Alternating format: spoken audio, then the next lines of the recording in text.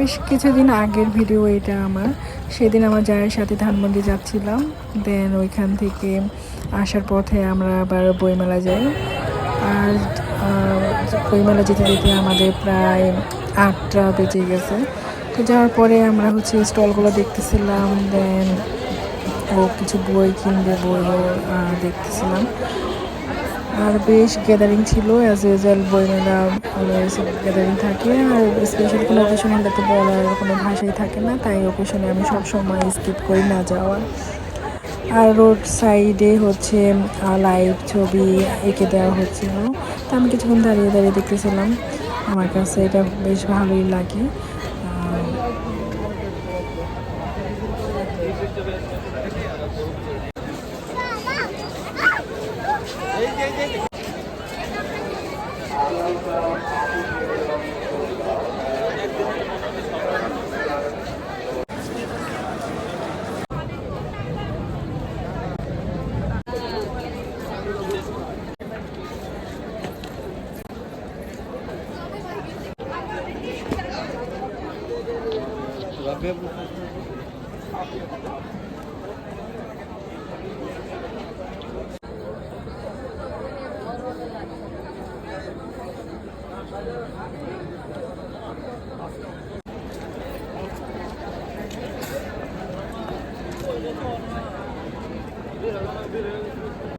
প্রিয়জনের জন্য চিঠি রেখে যাওয়া যায়, তাই না?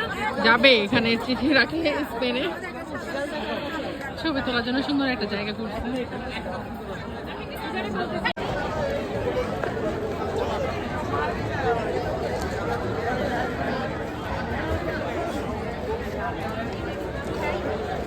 এই মুহূর্তে কাফি ভাইয়ের স্টল খুঁজতেছি, 502 নাম্বার স্টল, বাট পাইতেছি না।